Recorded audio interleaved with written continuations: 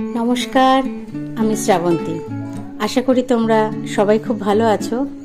আমি তোমাদের কাছে ভীষণভাবে ক্ষমা প্রার্থী। গত সোমবার আমার শারীরিক অসুস্থতার কারণে তোমাদের কোনো গল্প পাঠ করে আমি শোনাতে পারিনি। আজকে তাই আমি তোমাদের জন্য একটা রোমহর্ষক কাহিনী নিয়ে চলে এসেছি। তাহলে চলো আর দেরি না করে শুনে ফেলা যাক আমাদের আজকের গল্প। আমাদের আজকের গল্প লেখক হেমেন্দ্র কুমার রায়ের কলমে আধ খাওয়া মরা। রূপনারায়ণ নদের বিরাট একটা চর। নদীর বাঁধটা একটা বিরাট অজগরের মতো এঁকে বেঁকে চলে গেছে দূর থেকে বহু দূরে। বাঁধের ধারে ধারে দুপাশে বট, অশ্বত্থ, জাম, তেঁতুল, শিরীষ, অর্জুন প্রভৃতি গাছ মাথা উঁচু করে দাঁড়িয়ে আছে। বাঁধ থেকে নেমে খানিকটা এগিয়ে গেলেই গ্রামের সীমানা। প্রথমেই জেলেপাড়া, তার ডান দিকে বাগতিপাড়া। উত্তর দিকে বিভিন্ন জাতের লোক বাস করে। অপরদিকে রূপনারায়ণ নদ ঢেউ তুলে তরতর করে এগিয়ে চলেছে। বাঁধের উপর দিয়ে প্রায় মাইলখানেক গেলেই রূপনারায়ণের প্রকাণ্ড চর। এই চরেই গাঁয়ের লোকেরা মরা পোড়ায়। আশপাশের প্রায় 10খানা গাঁয়ের মধ্যে এই একটাই শ্মশান। শ্মশানের কাছাকাছি অনেক নামনা জানা বড় বড় গাছ আর ঝোপঝাড়। পাড়াগাঁয়ের শ্মশান যে কত ভয়ঙ্কর না দেখলে বিশ্বাস করা যায় না। শ্মশানের চারিদিকে ছড়িয়ে পড়ে আছে পোড়া কাঠ, আধপোড়া বাঁশ, ছেঁড়া কাঁথা, ছেঁড়া কাপড়, ছেঁড়া মাদুর, মরার হাত, ভাঙা হাঁড়ি, সরা ইত্যাদি। যারা মরা পোড়াতে পারে না তারা সব তাদের মরাগুলোকে মাটিতে পুঁতে দিয়ে যায়। তারপর সেই সব মরা মাটির ভেতর থেকে টেনে বের করে শেয়াল, কুকুর। শকুনেরা মনের আনন্দে ছিঁড়ে ছিঁড়ে খায়। কাছের ঝাঁকড়া শিরীষ গাছটায় এক দল শকুন থাকে। হঠাৎ একদিন ঘটে গেল একটা ব্যাপার। বাগদিপাড়ার নগেন দলুই বউয়ের সঙ্গে ঝগড়া করে বাড়ি থেকে চলে যায়। প্রায় 4 দিন কেটে গেল, সে আর বাড়ি ফেরে না দেখে সবাই চিন্তায় পড়ল। যেখানে যত আত্মীয় ছিল তাদের সবার কাছে খোঁজ নেওয়া হলো, কিন্তু কোনো সন্ধান পাওয়া গেল না তার। সেদিন সকালে জেলেপাড়ার জনা কয়েক লোক ডিঙি ভাসিয়ে মাছ ধরতে এসে পড়েছে শ্মশানের বেশ কাছাকাছি। হঠাৎ তাদের নাকে দুর্গন্ধ লাগলো, আর সেই সঙ্গে শকুনের ডানা ঝটপটানির শব্দ। সঙ্গে সঙ্গে তারা দেখলো নগেন দলুইয়ের পচা গলা মৃতদেহটা চরে এসে আটকে আছে। শকুনে খানিকটা ছিঁড়ে খেয়েছে, চোখ দুটো শকুনে খুবলে খেয়ে নিয়েছে, শুধু চোখের গর্ত দুটো আছে। জেলেরা এই বিভৎস দৃশ্য দেখে বাগদিপাড়ায় সংবাদ দিল। সকলে তখন সেখানে ছুটে এসে দেখলো এত দুর্গন্ধ ছাড়ছে যে কার সাধ্য সেখানে দাঁড়ায়। তখন সবাই নাকে চাপা দিয়ে মরাটার পায়ে দড়ি বেঁধে শ্মশানের ভেতর এনে মাটি চাপা দিয়ে দিল। রাত্রিবেলা মাটির ভেতর থেকে নগেনের মৃতদেহটা তুলে শিয়াল, কুকুর ছিঁড়ে ছিঁড়ে খেয়ে ফেল। নগেন দলুইয়ের অবস্থা মোটামুটি ভালোই ছিল। তার 2টি ছেলে, তাদের বিয়ে হয়ে গেছে। তারা ভালোভাবেই বাপের শ্রাদ্ধ করলো। জেলেপাড়া, বাগদিপাড়ার অনেকেই নিমন্ত্রণ খেয়ে গেল। এই ঘটনার পর প্রায় 1 মাস কেটে গেল। তারপর থেকেই নানা রকম অবিশ্বাস্য ঘটনা ঘটতে লাগলো। কখনো বাগদিপাড়া থেকে, আবার কখনো জেলেপাড়া থেকে হাঁস, মুরগি, ছাগল চুরি যেতে লাগলো। একদিন নগেনের বউ রাত্রে একটা শব্দ শুনে এসে দেখলো তাদের আম গাছটার নিচে যেন কে একজন সাদা কাপড় পরে জড়িয়ে দাঁড়িয়ে আছে। সে ভয় পেয়ে চেঁচাতে চেঁচাতে ঘরে এসে দরজা বন্ধ করে দিল। মায়ের চেঁচানি শুনে ছেলেরা হ্যারিকেন হাতে বাইরে এসে চারিদিক দেখলো, কিন্তু কাউকেই দেখা গেল না। তখন তারা বলাবলি করতে লাগলো ওসব মনের ভুল, গাছের ছায়া দেখে মা ভয় পেয়েছে। রাত্রে বাঁধের উপর আর শ্মশানে একটা কঙ্কালকে ঘোরাফেরা করতে দেখে গায়ের সবাই। এই দেখে তো গায়ের সবাই খুব ভয় পেয়ে গেল। রাত্রে শ্মশানে মরা নিয়ে আসা বন্ধই করে দিল সবাই। জেলেরা সারাদিন রূপনারায়ণের চরে মাছ ধরে, সন্ধ্যা হলেই যে যার বাড়ি ফিরে আসতে লাগলো। এমনকি বাঁধের উপর দিয়ে লোক চলাচল বন্ধ হয়ে গেল। সন্ধ্যা হলেই রাস্তা একেবারে ফাঁকা। সেদিন রাখাল জেলের একটা বাছুর গেল হারিয়ে। সারাদিন খোঁজ করা হলো, কিন্তু কোথাও পাওয়া গেল না বাছুরটাকে। একদিন পরে একজন লোক শ্মশানের দিকে এসে দেখলো রাখাল জেলের বাছুরটা মরে পড়ে আছে। তার শরীরটা আধখানা কে যেন চিবিয়ে খেয়েছে, বাকিটা পড়ে আছে একটা গাছের তলায়। খবরটা শুনে রাখাল এসে দেখলো ব্যাপারটা। কি করবে? তাই সে কিছু না বলে চলে এলো সেখান থেকে। মনে মনে সে ভাবলো নগেন দুলুই হয়তো ভূত হয়ে এসব কাণ্ড করছে। জেলেপাড়ার ফকির আর নিধিরাম দেখলো নগেনের বাড়ির দরজার কাছে একটা আবছা মূর্তি দাঁড়িয়ে আছে, সারা দেহ তার সাদা কাপড়ে ঢাকা। ওরা চোর ভেবে জিজ্ঞাসা করলে, ওখানে কে রে? সঙ্গে সঙ্গে আবছা মূর্তিটা ঘুরে দাঁড়ালো। ওরা আশ্চর্য হয়ে দেখলো লোকটার মুখ দেখা যাচ্ছে না, শুধু চোখ দুটো আগুনের গোলার মতো জ্বলছে। দেখতে দেখতে মূর্তিটা বিরাট লম্বা হয়ে গেল। এই ব্যাপার দেখে ফকির আর নিধিরাম ভয় পেয়ে ওরে বাবারে গেলুম রে বলে ছুটে পালালো প্রাণপণে। সবার মুখে মুখে খবরটা জানাজানি হয়ে গেল। পাড়ার লোক ভয় পেয়ে সন্ধে 7টার পর নগেন দুলুইয়ের বাড়ির পাশে রাস্তা দিয়ে যাওয়া আসা বন্ধ করে দিল। ফকির জেলে নগেনের ছেলে দুটোকে বলল, বাপু, ব্যাপার খুব সুবিধের মনে হচ্ছে না। তোদের বাপ ভূত হয়েছে, তোরা ছেলেপুলে নিয়ে থাকিস, একটা কিছু ব্যবস্থা কর, তা না হলে কোন দিন তোদের বিপদ হতে পারে। নগেনের বড় ছেলেটা ভয় পেয়ে বলল, কি ব্যবস্থা করা যায় দেখি খুড়ো। মাও একদিন দেখেছিল, আমরা তার কথা বিশ্বাস করিনি, কিন্তু এখন দেখছি বিশ্বাস না করে উপায় নেই। নগেনের ছোট ছেলে বললে, আমিও সেদিন ভোরের দিকে বাইরে বেরিয়ে সাদা কাপড় ঢাকা একটা মূর্তি দেখেছিলাম, কিন্তু সবাই ভয় পাবে বলে কাউকে আর কিছু বলিনি। নিধিরাম সব শুনে কিছুক্ষণ ধরে কি যেন ভাবলে, তারপর গম্ভীরভাবে বললে, এখানে তো তেমন ভূতের ওঝাও নেই, তবে শুনেছি মহেশপুরে একজন লোক আছে, সে নাকি ভূত ছাড়ায়। তোরা তার কাছে যা, সে কি বলে দেখ। এই পরামর্শ দিয়ে ফকির আর নিধিরাম যে যার বাড়ি চলে গেল।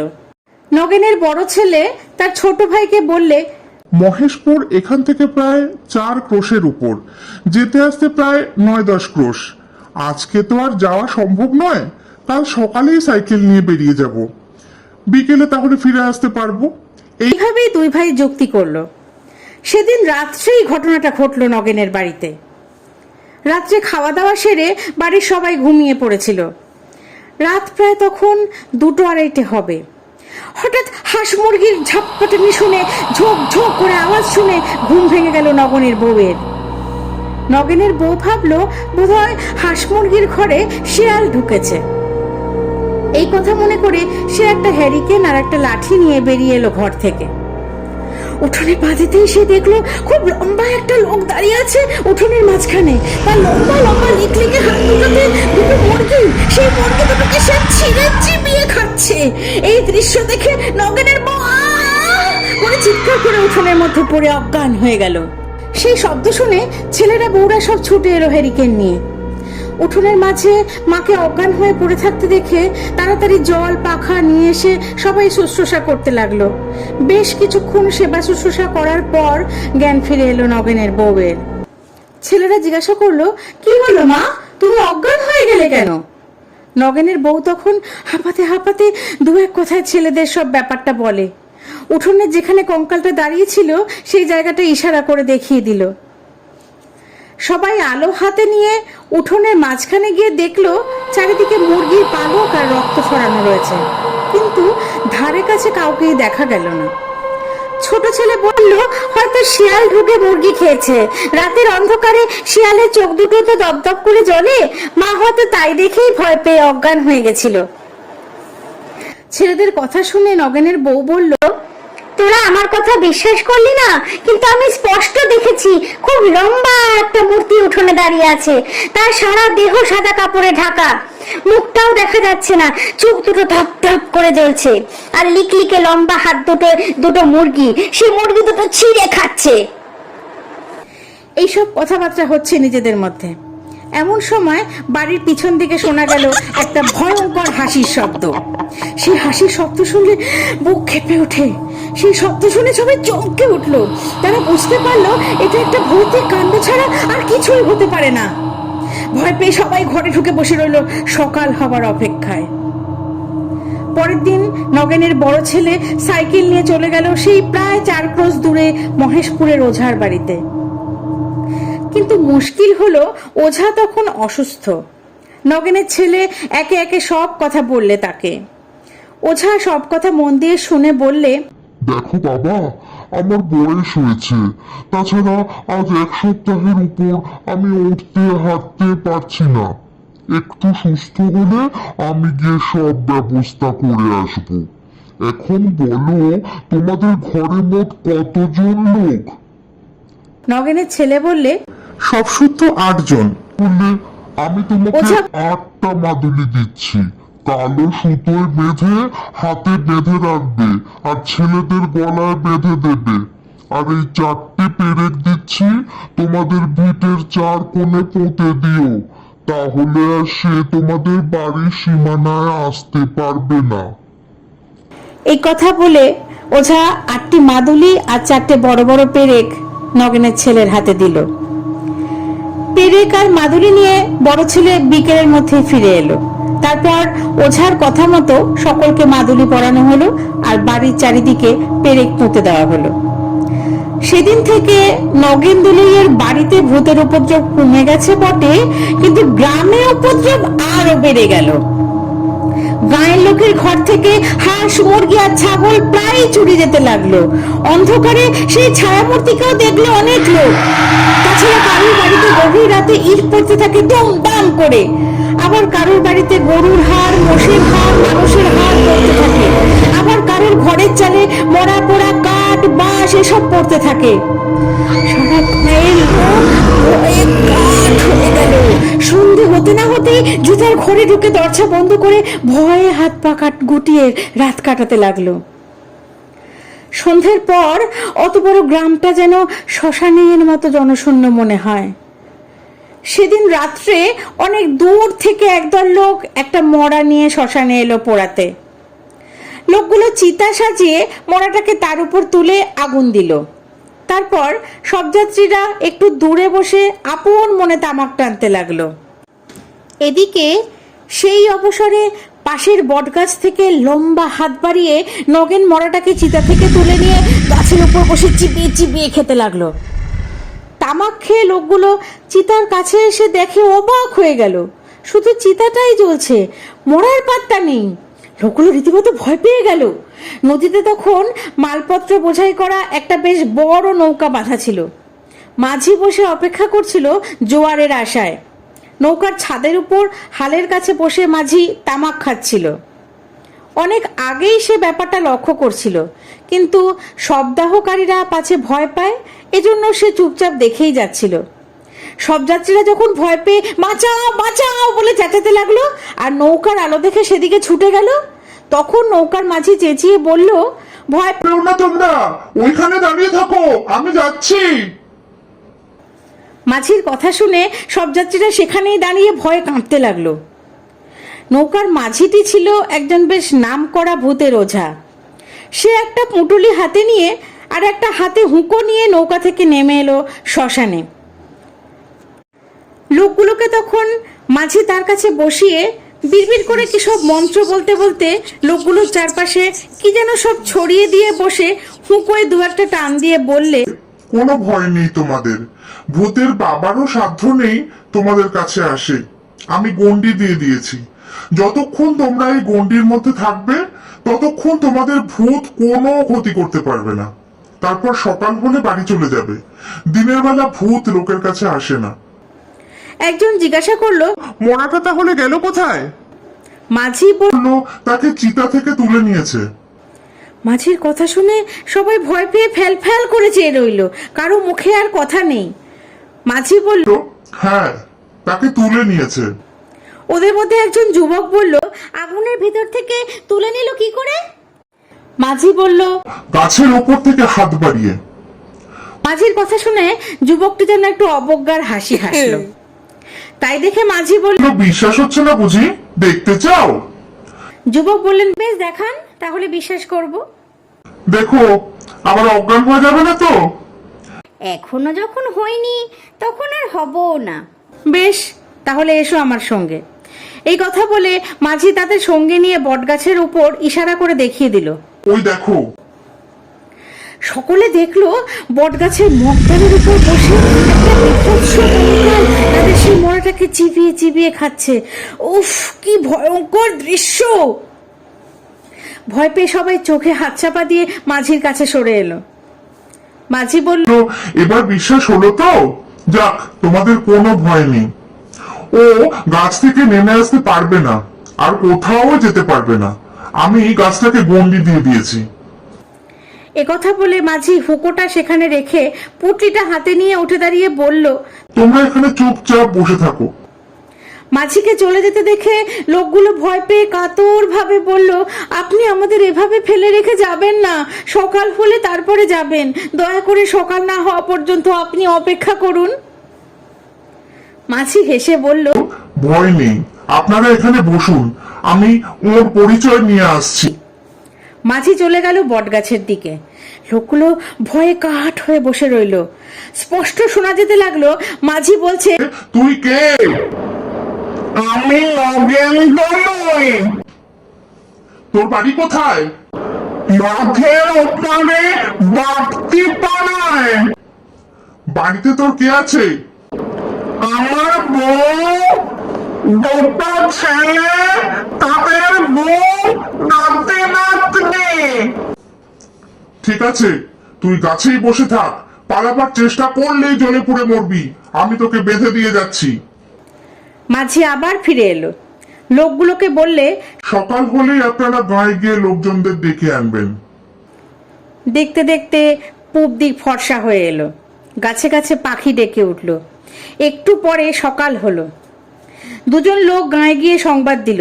গ্রাম থেকে বহু লোক এলো দেখতে। নগেন দুলুইয়ের ছেলে দুটোও এলো। সবাই এলো বটগাছের নিচে। গাছের উপর তখন কিছুই দেখা যাচ্ছে না, শুধু একটা মড়া ঝুলছে দেখা গেল। মাঝি বলল, মরাটাকে ফেলে দে নগেন। সঙ্গে সঙ্গে দমাস করে মড়াটা মাটিতে পড়ে গেল। সবাই দেখে তো অবাক। মড়াটার খানিকটা মাংস কে যেন খুবলে খেয়েছে। মাঝি বললে, নগেনের ভূতটা মরাটাকে চিতা থেকে তুলে গাছে নিয়ে গিয়ে বসে বসে খেয়েছে। দিনের বেলা তো ওদের দেখা যায় না, তা না হলে আমি দেখিয়ে দিতাম তোমাদের। মাঝি এবার বিড়বিড় করে কিসব মন্ত্র বলে উঠতেই গাছের ওপর থেকে খনখনে গলায় নগেন বলে উঠল, এবার আমাকে ছেড়ে দে। মাঝি বললে, তুই একেবারে এদেশ থেকে চলে যাবি। নাকি সুরে উত্তর এলো, যাবো না, আমি এখানেই থাকবো।